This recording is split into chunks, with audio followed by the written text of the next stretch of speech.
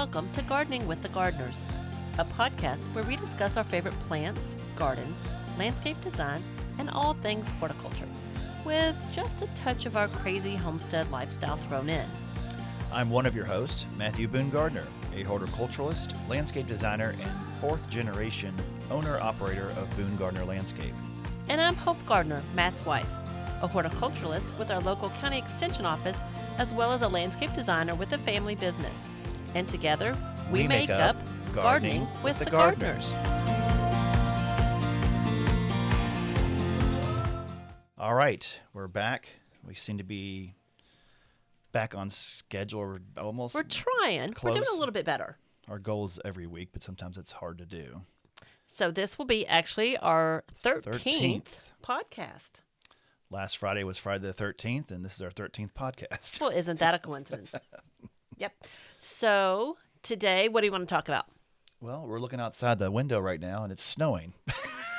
The crazy thing is we are on that spring roller coaster of whether we're going to be in spring or in winter. So we hit, I think, 82 one day. 82 the other day, and I guess and now when I was driving home, it was 29 degrees. I think we're supposed to get down to 18. Yeah, we complain about it every year, and it is frustrating, but it's totally Kentucky. And people all get freaked out about their plants, and somehow everything always ends up working out. I mean, some plants may get burned. Some of the magnolias, Yes. they're blooming, especially if you're pushing it with some unique magnolia varieties or things like that. But I had several calls today with people asking, what do I need to do for my plants? yeah. And one of the things that I told them today was, the nice thing about Mother Nature is we go through this every single year. Every single year. So a lot of the plants that obviously not warm season plants, but all of the spring plants, they're kind of used to it. They're totally Daffodils used to it. are going to be okay. Everybody freaks out. They're like, my daffodils are blooming. Yeah, they do it every year.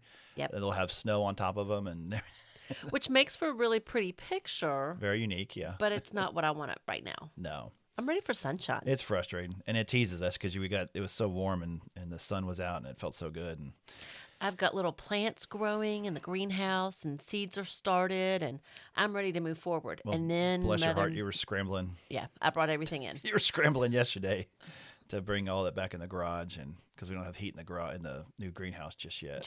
Yeah. Yeah, I was going to leave some stuff out, and I thought I'll just bring the really tender stuff in. And then I was like, nope, with it getting down to 18, I'm bringing it all in. We had some perennial seeds and stuff that had already broken, and some other things you potted up that started breaking dormancy. So yeah. You were worried about leaving them out there and let them get burned. Like I said, I'm ready for spring. Let's start planting. Absolutely. Well, on that topic of spring, what's more spring around here than spring cleanups, especially for us in our landscape business. You're doing a lot of that, or spring- should be doing a lot of that. Yeah, we're supposed to be doing it. Missing some work today, but yeah. I think Mother Nature had another idea. Yeah, but spring cleanups are kind of a rite of passage in the the landscape world, and I mean everybody's across the nation, obviously, but especially in Louisville and getting ready for Derby and kind of pre-garden preparation, you always think of that. And so we thought we'd just kind of go through the standard checklist of stuff that we do that obviously if you want to, you can always hire a service like us or somebody else, or you can just do it yourself. Do it yourself. Yeah, if you have the time and the energy, there's nothing wrong with it, and it can be a fun, rewarding thing to do. Can I be the first one to sign up for us to do it this year? Not us being personal, but the business. You always say. Yeah. No, I actually do. I like doing the spring cleanups because it really does. It kind of helps me with that. I get real anxious for spring and I'm ready to get out there. And this is kind of, instead of doing a lot of planting before it's time, getting out there and really prepping the beds, making sure that everything is ready, doing it the proper way. It does make me, feel like I'm doing something productive. Yes. I get a little dirt under my nails and I'm okay with that.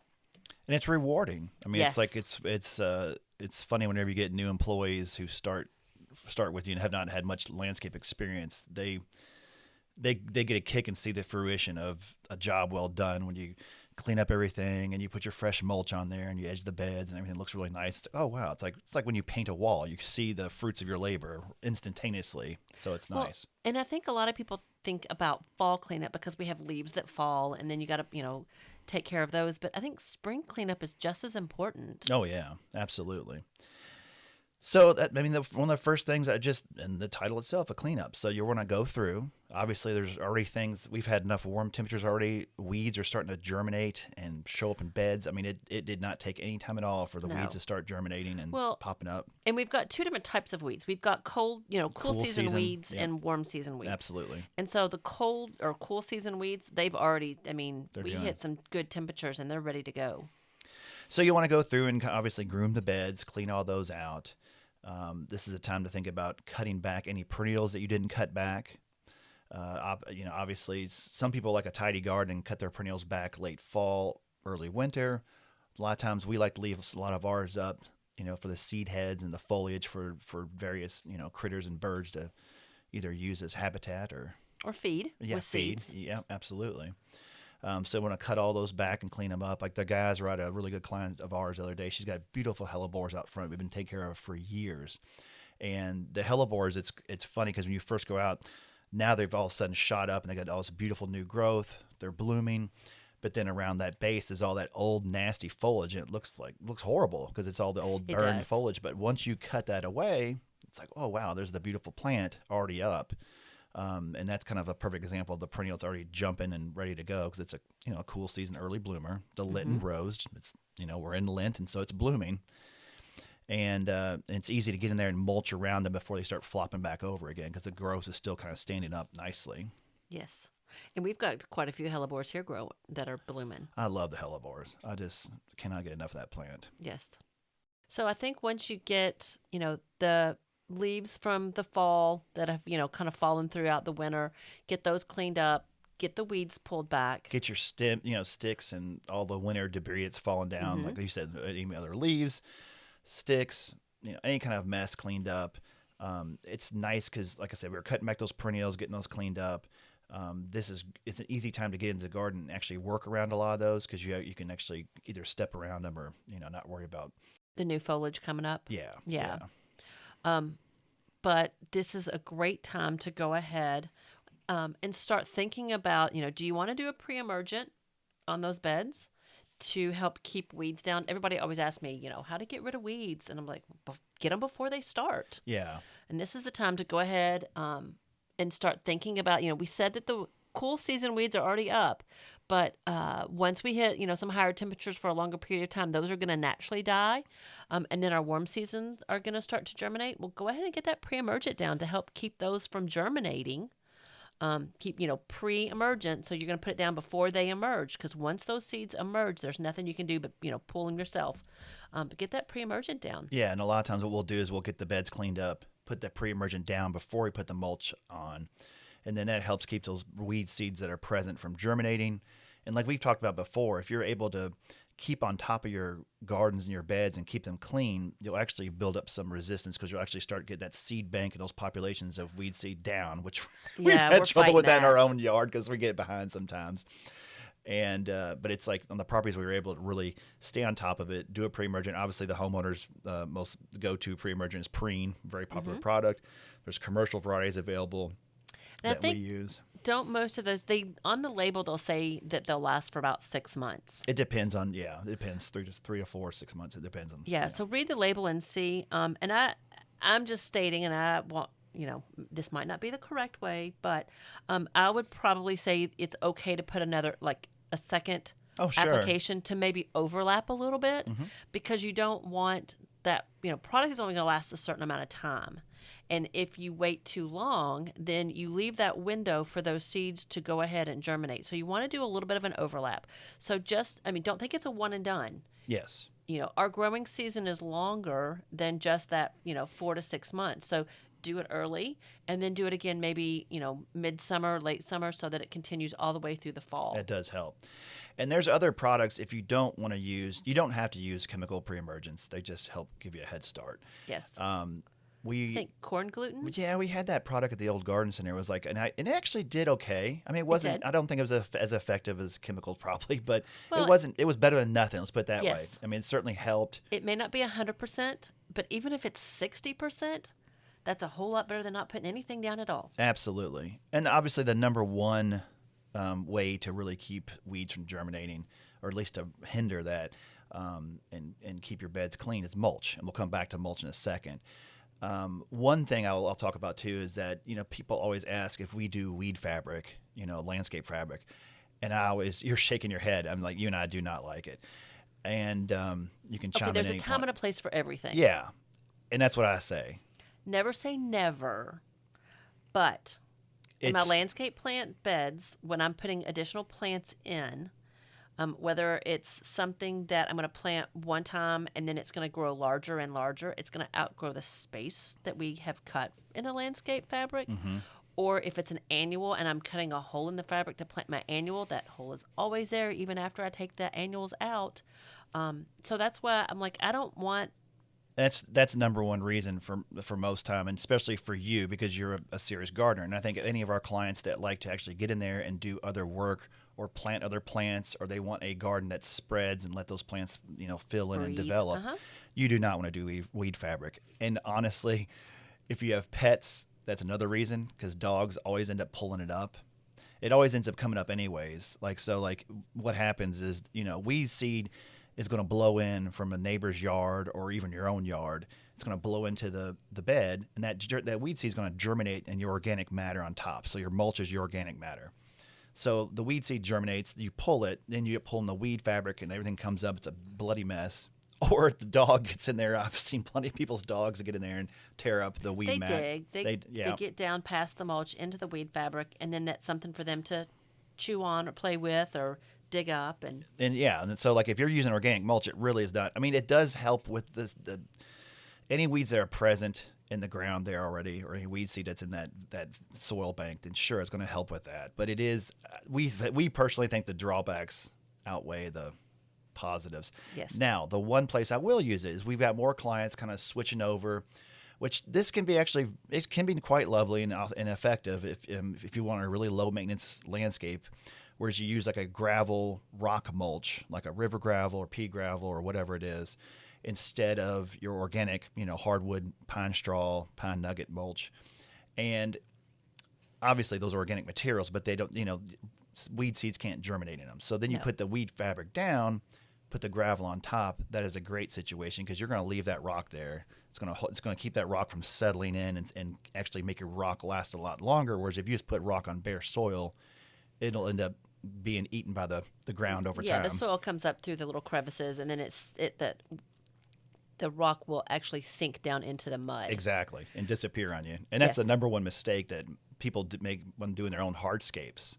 So if they're putting in their own little pathway with stepping stones or gravels or whatever, bricks, pavers, they forget to put in the landscape fabric. That is the critical thing to do to help keep that material from sinking. And can I add something onto that? Please do.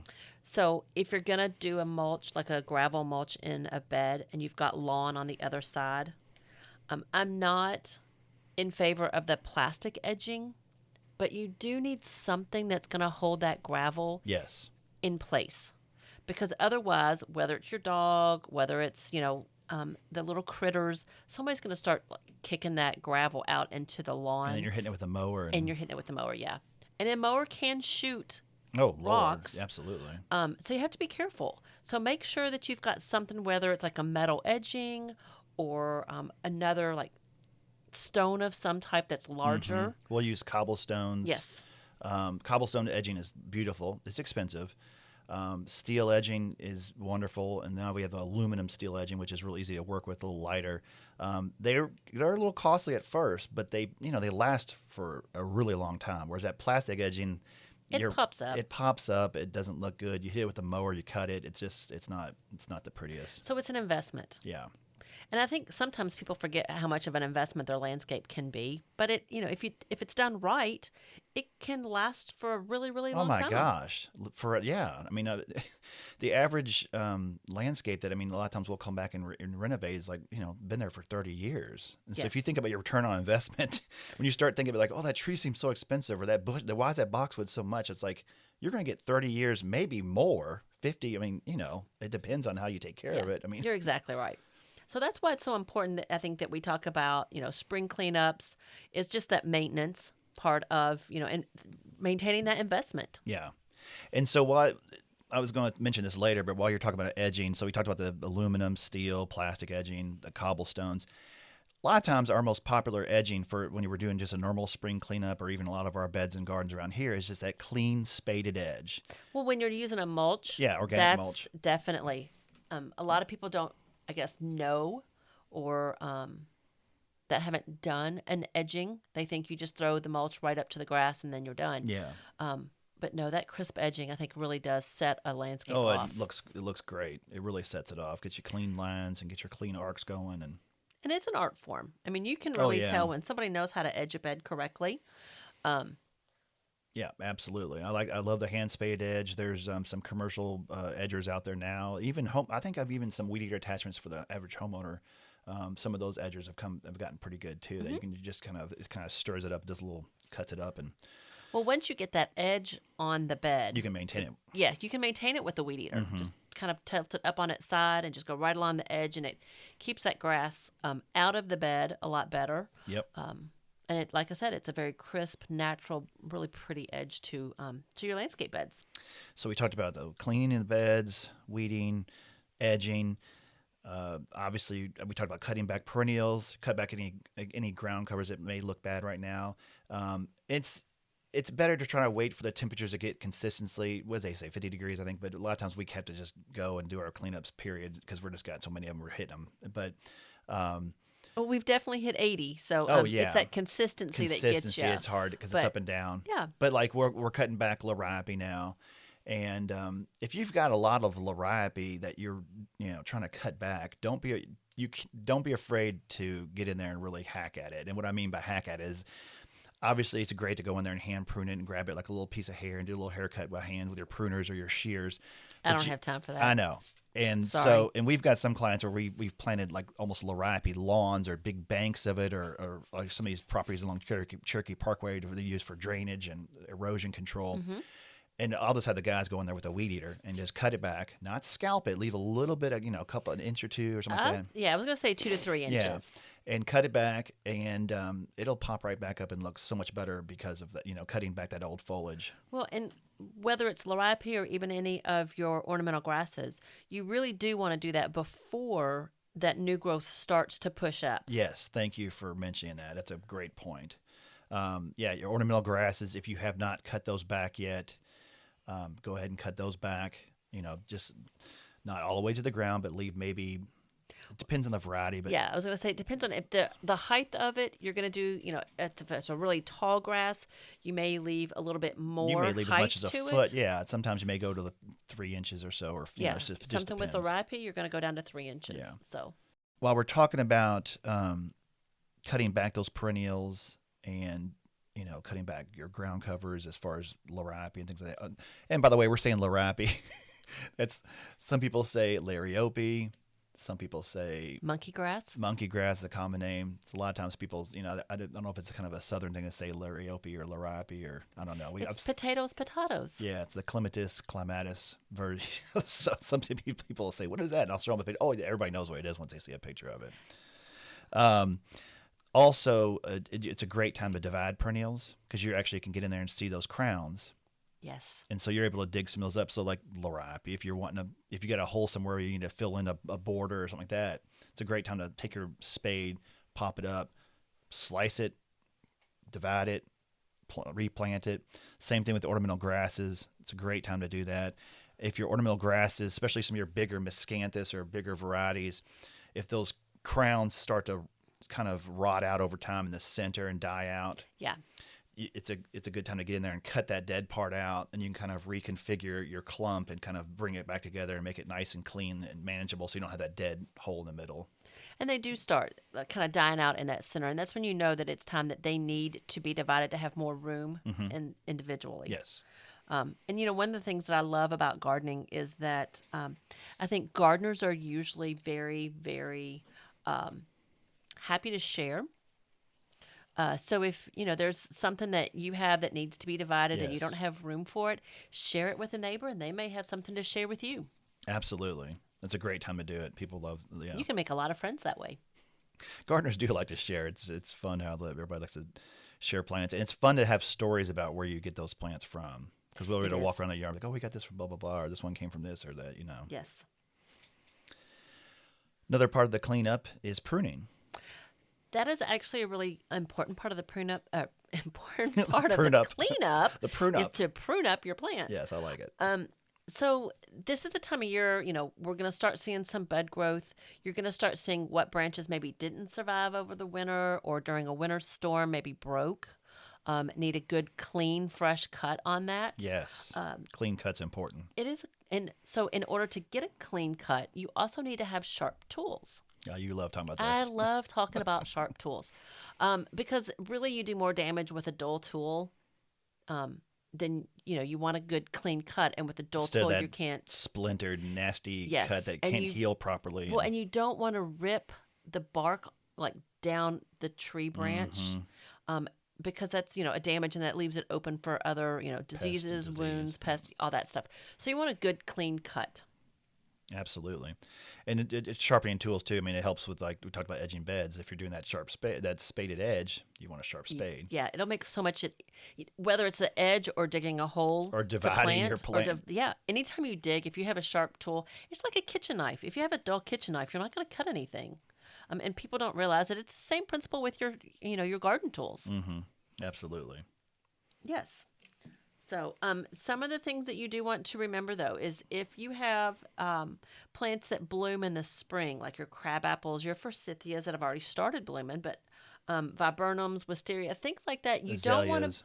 Your azaleas, exactly. You don't want to prune those in the spring because all you're doing is pruning off the flowers. Yeah, you're going to cut those blooms off. You want to make sure you can see those. Yes. So prune those right after the plant flowers. But pretty much with everything else, even your evergreens, go ahead and trim those. Your evergreens are gonna, you can Maybe a keep light, nice, yeah. But you can keep your shape to them. Exactly. Yeah. And then the great hydrangea debate. Oh, the hydrangeas. So yes. I think hydrangeas are always a question mark for a lot of people as far as how to prune them, when to prune them, what do I do, and there's so many different varieties. With most of the landscape hydrangeas now, the things like so ones that you would want to prune now are like your smooth arborescens types. So like your Annabelles. Mm-hmm. We have this massive, massive bed of Annabelle hydrangeas in our front yard. It's awesome. But Hope had this wonderful design that she did years ago with very thought out perennials, and some the Annabelles have slowly taken over the whole bed. It's driving you crazy, but I think you're like, maybe I'll just give up on this and move these guys. It's just I'm taking all the perennials out, and I'm just gonna let it be an Annabelle bed. Although I do like the peonies still in there. They might move. They might. Well, it's just nice to walk out there and see them because they're coming It up is. right now. Yeah. They are. They are. And the best time to move those is in the fall, but I might have to break a rule. We're gonna wait and see. Yeah. But those are all Annabelles. yes. And we get in there and we aggressively, in fact, we've already cut them back. We cut them back about I guess the guys had a free time. We did about a month ago, I think. So you could cut those back either late fall, early spring.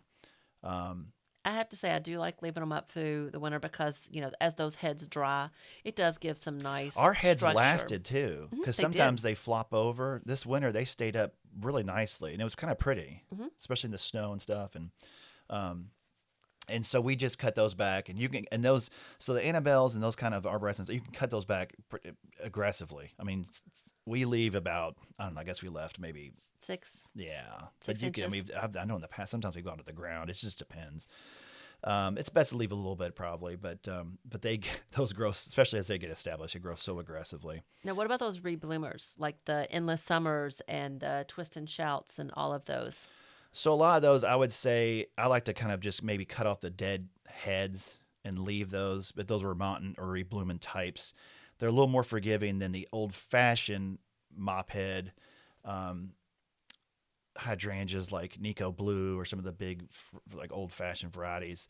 Whereas those bloom on old wood, and that's where it gets confusing because you have to let that nuke. So if you're ever in question on those bigger varieties like that, I would just cut the heads off for now and leave them. Now on your what's real popular is these panicle types. So like limelight, limelight, little lime, those can be pruned back now and you will not hurt them because they're more of a summer bloomer. And so if you want to get them in shape, now like our little limes we trimmed back, probably we didn't take them all the way to the ground or like that, but we just kind of cleaned them up and left maybe a little 12-inch kind of crown, kind of almost like you would a rose, kind of back and clean out any kind of bad dead wood or things crossing over. And Okay, I'm going to ask you another one. What about your oak leaves? Because those are different. oak leaves I would put in kind of the category of your big leaf hydrangeas, and I would trim those after they bloom. So I'd probably wait. If we have to out of necessity. I mean, again, there's a lot of times we'll break the rules, especially as a landscape company, because sometimes they're trying to make sure, get things to fit a certain area. So if we have to, we'll cut them back. But we've probably already cut them back before now, and so we'll just leave them alone usually. Because we've got oak leaves at several different areas of our on the farm here. And I have to say, I'm telling the guys, don't cut the oak leaves because I want them to get big. Yeah. That's one that I would love to have almost as a screening plant because I want them really, really, really big. And so I don't cut my oak leaves back. Yeah. The other ones are, let's go ahead and get those trimmed up, make them look really nice. But I will admit that I don't prune my oak leaves. Yeah. And it's funny because there's some spring bloomers that are kind of forgiving, like spirea and things like that. Ideally, you would have cut them back before now, but if you haven't and it still has that old dead growth coming out, and so a lot of times you'll have the new growth coming out down low and the dead shoots on top, at least cut that, give it a haircut and cut that dead stuff off. And even if you cut into the plant a little bit, spirea is so forgiving that they'll still usually bloom out and not be a problem. And I guess I Isn't should that kind say, of your experience too? yes. I mean, yeah. Yeah. And I'm sorry, I did say my oak leaves, and they're actually our oak leaves. I just take You get carried away. I do. You do get carried away. I think all the plants are mine, but actually you're the one that usually plants them for me, so they're yours. So hopefully that makes sense about pruning. Kind of do just kind of light cleanup and things like that. And like Hope said, watch to make sure it's not a spring bloom where you're cutting those blooms off that you could enjoy. So yes. And I think this is also a good time. And I know that we say this at the very end of the podcast, but if you don't listen to the very, very end, you can always send us an email with any questions that you have. And we'll be happy to answer those, whether it's just directly to you or maybe we'll include it in the next podcast. So we're here to help. And so, go ahead and send us an email. Absolutely. That's a great point. And then what I always tell people too is don't sweat it too much. If you're ever in question about when to prune something, it's always just say after it blooms. I mean, that's kind of that. You can just that's always a great go-to for pretty much anything. That'll always work. It is. So if you're always in question, or if there's seed heads on there and you're going to the spring, you can cut those off. So I mean, always you can, even if there's new growth you're trying to do, an old growth or whatever, you still can at least cut off the seed heads that look bad or the dead growth. Just kind of get a little trim up. Yeah. Yeah.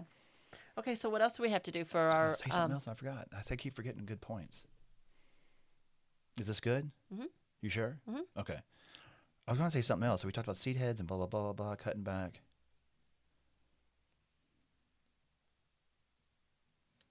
What was I going to say? It was a good point. Daggone it. That's why you have a pen in your hand and you write it down. Well, I know, but I was, because we were talking about how don't get freaked out about it, blah, blah, blah, blah.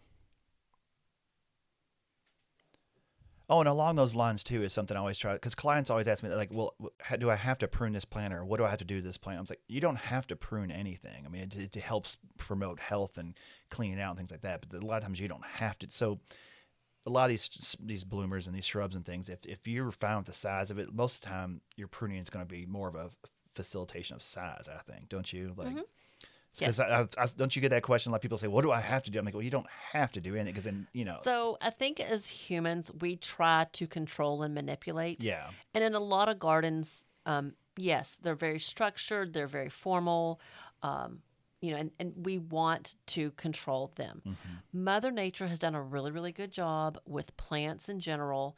And she actually knows, or whomever you believe in, Mother Nature.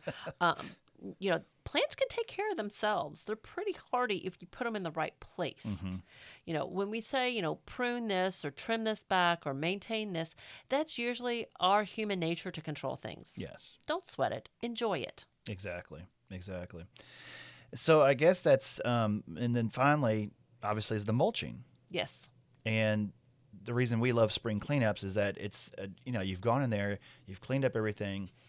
A lot of the plants are not even fully leafed out yet, or like I said, the perennials aren't up yet. So it's easy to get in there and mulch things and mulch around the actual plants. Because if you wait till later on, sometimes it's hard. I mean, we do it year round, obviously, depending on the project and things like that. But mulching in a fully leafed out garden that's blooming is a lot harder to do than one that's just coming out of dormancy and kind of easy to get around and maneuver. Yes. And Well, and because, after the plant has leafed out, it's almost like you have to take one hand to hold the branch up and the other hand to get the mulch in underneath it. And it's almost like playing a game of Twister. Oh yeah, So if absolutely. you do it beforehand, it's a little bit easier. One thing with mulching that I'll say is you got to really be careful with the crown or the base of that plant. Don't put your mulch up too high on the bark of the tree, on the trunk. You want to pull it out about, A little bit. yeah, an inch or two away. Especially like with shrubs also, don't put it right up in the center of the crown of that shrub. And if you know where those perennials are, do it a little bit lighter on Yeah, you top. can put some on top, but not just but heaped up. Yeah, Yeah, really you want to do it around where the width of that shrub is going to be. exactly. What about spring fertilization? What I have always done is when I'm fertilizing, I'll do a light spring fertilizer on my beds. Usually I'll do kind of like an Osmocote, which is a slow release fertilizer. So I know that it goes, it's not just a one and done. It's you put it in and it slowly releases that fertilizer for the plants in that landscape bed throughout a multiple months or through the season. With my lawn area, I really want to hold off on fertilizing the lawn until I know that I've got good growth. There's no point in putting it out there if the plant's not going to be able to use it. So really hold off on your lawn fertilizer until you start seeing some growth on that lawn.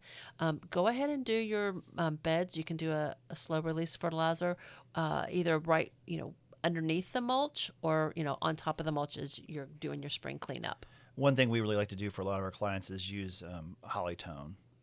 Hollytone And is a great product. yeah, and so especially in Kentucky, whereas our soils tend to be more alkaline with the limestone. Yes. And so with all of our evergreens, your boxwoods, your azaleas, your magnolias, your laurels, skip laurels, autoleucans, on and on and on, hollies, those all like acid. And pines and the other That's why it's conifers. called Hollytone. Yeah. It's for all of your broadleaf evergreens. And it's a real low number, and it just helps acidify gently the soil. And we always put those on a lot of times this time of year too. We'll do it several times for if need be, but it kind of helps get those evergreens a start and a little extra bump coming out of the winter, because a lot of times your evergreens have gotten. I mean, we've had some this year. They'll hit hard from the winter. Yes. And we'll get plenty of calls like, "Oh, my laurel, this dead, or my box was dead, or whatever." And a lot of times it just needs to flush out new growth, and it'll look a lot better. Well, we were walking around the yard this weekend, and we were looking up in a shade garden that I have in the front yard that has a beautiful acuba, and the top has gotten burned Yeah, the from poor the wind. Cuba looks rough. The bottom still is green it's actually green and gold, but it looks healthy on the bottom. But where the winter wind has come through, it's burned the top, and so I know that those leaves are going to fall off. I'm not stressing about it because with the bottom that looks so healthy, it's going to flush new growth. It will, and it'll look like $1 million. And even we've got a magnolia, a little gem magnolia. That poor thing. It gets hit every year. I know, it's just we probably put it in the wrong place. We're trying to push it, but it's totally brown. I mean, totally. But it does have bud set. We saw both leaf buds and flower buds coming out on this thing, and so it's probably going to do what I tell a lot of clients. Especially that first. This one is not. We don't have the excuse of being the first year, but a lot of times we'll plant things. I've got a client we just did a bunch of laurels for, and they're burnt, but they have bud set, and you'll see that bud set. And so what's going to happen is those temperatures warm up. They'll flush out the new growth. That'll help them drop those old leaves, and you'll have a brand new plant, really. Really, the way I look at it is that new growth has to, like, all that energy for the plant, it comes up from the roots and it goes up the stem and it hits those new buds. And then it kind of pushes all of that dead leaf and material Allows it to off. senesce and break those bonds. Yes. Yeah, with the stems and stuff. Yeah. So it's not going to drop immediately, but once you start seeing that bud swell, you know it's getting closer to dropping all that dead off. It has to drop that dead just to make, more room for the new growth that it's going to produce. Exactly. So, yeah, that's a good one too. So that's a quick little primer on spring cleanups and kind of what we try to watch for and look for and what we do and what you can do yourself in your yard. But really get out there and start looking at it because it's so exciting when spring comes around. You can see the new buds. Oh, You yeah. can see, all these really fun things that it's kind of opening up, getting ready fun. for new growth. I think that's about everything. If the makers of Hollytone wants to come and sponsor us for dropping their name, hey, we're open to that too. But no, it is a great product. There's a lot of things out there, that we like and we want to share with you. Thank you for listening to Gardening with the Gardeners. Please subscribe or follow to get new episode updates, and please help us get the word out about our new podcast by dropping a rating or review. If you have any questions on landscape gardening or anything that we've talked about in the episode today, please send us an email to gwtg@boomgardener.com.